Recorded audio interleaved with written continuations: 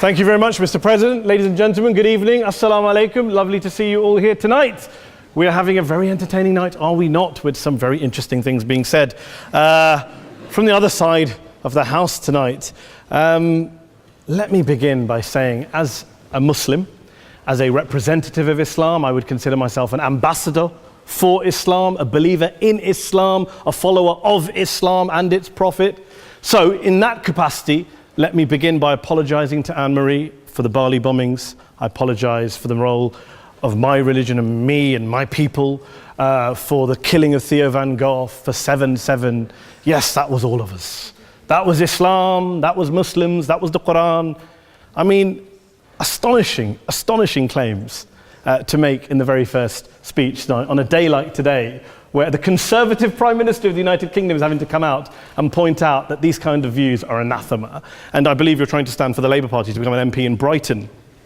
If you do, and you make these comments, I'm guessing you'll have the whip withdrawn from you, but then again, UKIP's on the rise, they'll take you, the BNP, they might have something to say about your views. This is what Mehdi Hassan always does. By the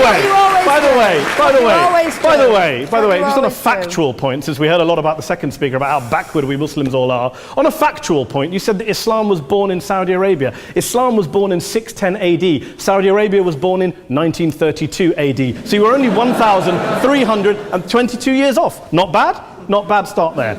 Talking of maths, by the way, a man named Al-Khawarizmi was one of the greatest mathematicians of all time, a Muslim, worked in the golden age of Islam.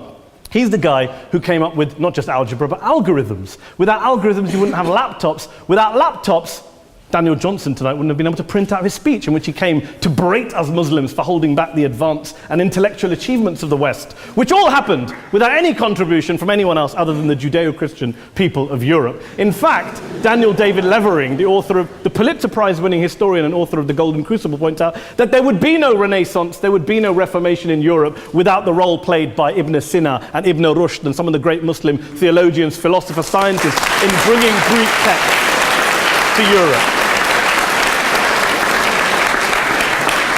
As for this being our university, I will leave that to the imagination as to who is our and who is there.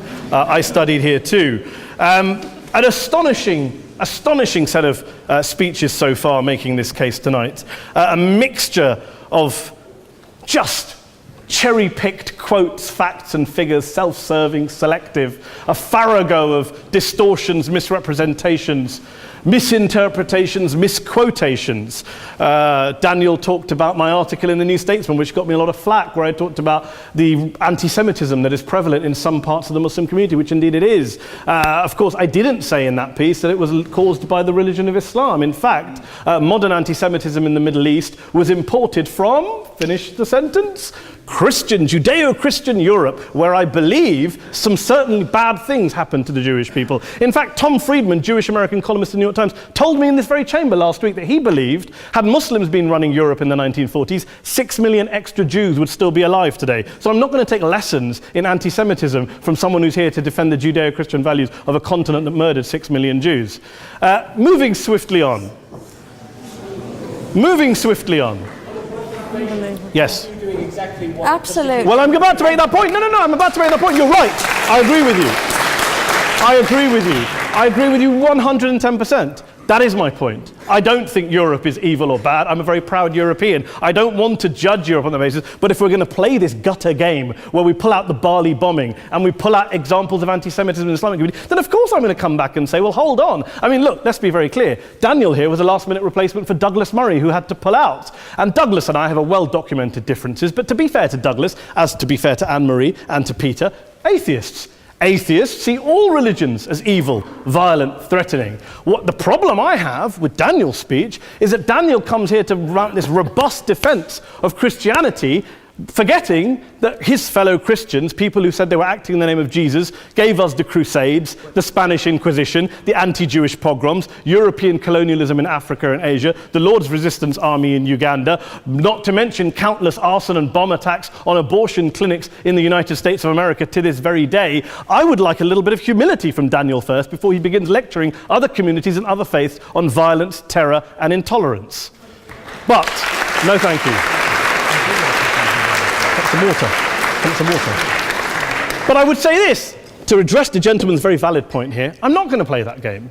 I don't actually believe that Christianity is a religion of violence and hate because of what the LRA does in Uganda or what Crusaders did to Jews and Muslims in Jerusalem when they took back the city in the 12th or 13th or whatever century it was. I believe that Christianity, like Islam, like pretty much every mainstream religion, is based on love and compassion and faith. I do follow a religion in which 113 out of the 114 chapters of the Quran begins by introducing the God of Islam as a God of mercy and compassion. I would not have it any other way. I don't follow a religion which introduces my God to me as a God of war, as some kind of Greek God of wrath, as a God of hate and injustice. Not at all. As Adam pointed out, you go through the Quran and you see the mercy and the love and the justice. And yes, you have verses that refer to warfare and violence. Of course it does. This is not a motion about pacifism. I'm not here to argue that Islam is a pacifistic faith. It is not. Islam allows military action, violence in certain limited contexts. And yes, a minority of Muslims do take it out of that context. But is it religious? We talked about Woolwich. Daniel and Anne-Marie have suggested that it's definitely religion that's behind all of this. Well, actually, what I find so amusing tonight is we're having a debate about Islam. And the opposition tonight have come forward. We have a graduate in law, a graduate in modern history, a graduate in chemistry.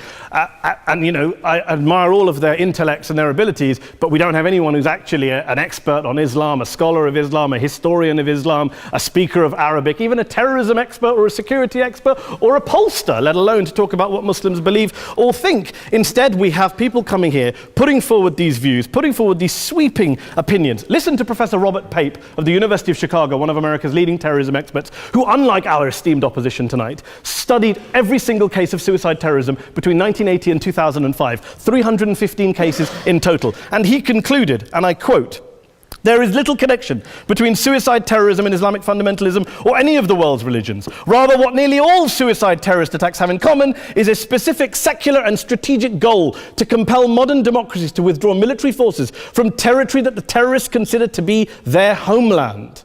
And the irony is, when we talk about terrorism, the irony is that the opposition and the Muslim terrorists, the Al-Qaeda types, actually have one thing in common, because they both believe that Islam is a warlike, violent religion. They both agree on that. They have everything in common. Osama bin Laden would be nodding along to everything he's heard tonight from the opposition side. He agrees with them. The problem is that mainstream Muslims don't. The majority of Muslims around the world don't. In fact, a gentleman here started quoting all sorts of polls. Gallup carried out the biggest poll of Muslims around the world, of 50,000 Muslims in 35 countries. 93% of Muslims rejected 9/11 and suicide attacks. And of the 7% who didn't, they all, when polled and focus grouped, cited political reasons for their support for violence, not religious reasons.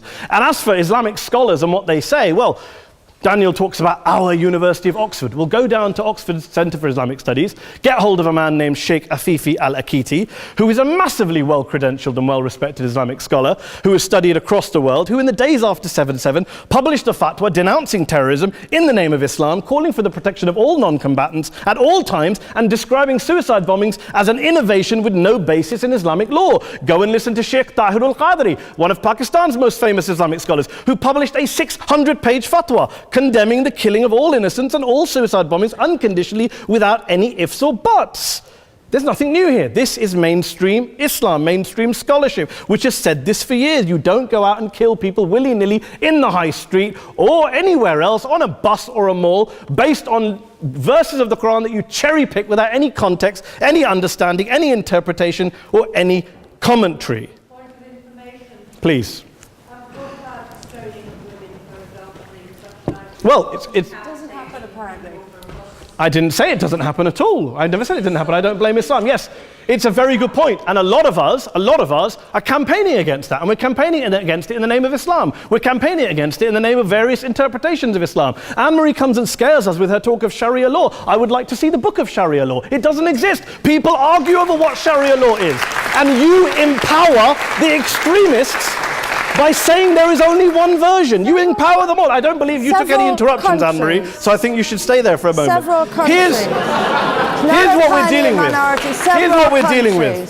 I took your point. Here we are dealing with a 1400-year-old global religion followed by 1.6 billion people in every corner of the world, a quarter of humanity, of all backgrounds, cultures, ethnicities. And yet the opposition tonight wants to generalize, stereotype, smear in order to desperately win this debate.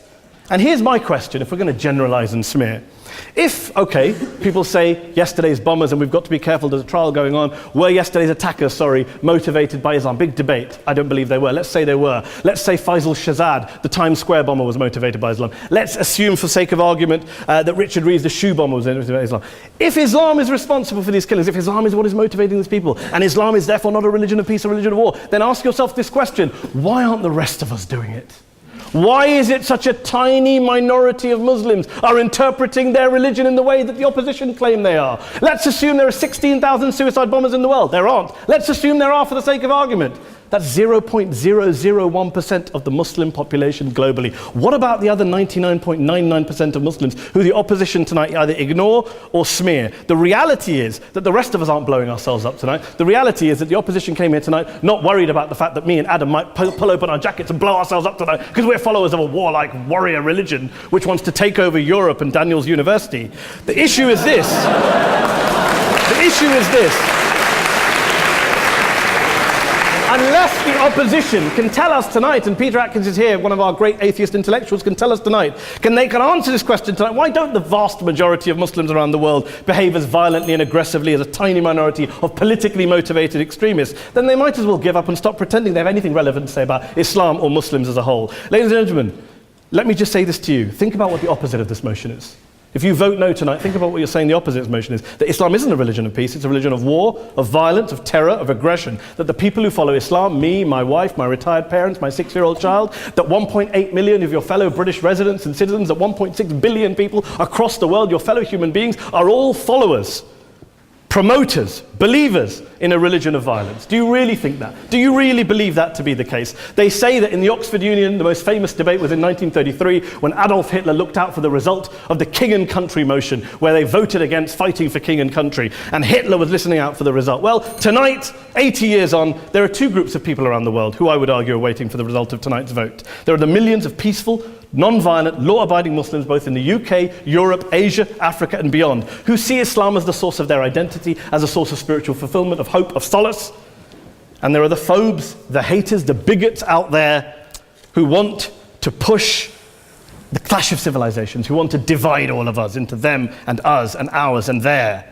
Ladies and gentlemen, I urge you all not to fuel the arguments of the phobes and bigots. Don't legitimize their divisions. Don't legitimize their hate. Trust those Muslims who you know, who you've met, who you hear, who don't believe in violence, who do want you to hear the peaceful message of the Quran as they believe it to be taught to the majority of Muslims, the Islam of peace and compassion and mercy, the Islam of the Quran, not of Al-Qaeda. Ladies and gentlemen, I beg to propose this motion to the House. I urge you to vote yes tonight. Thank you very much for your time.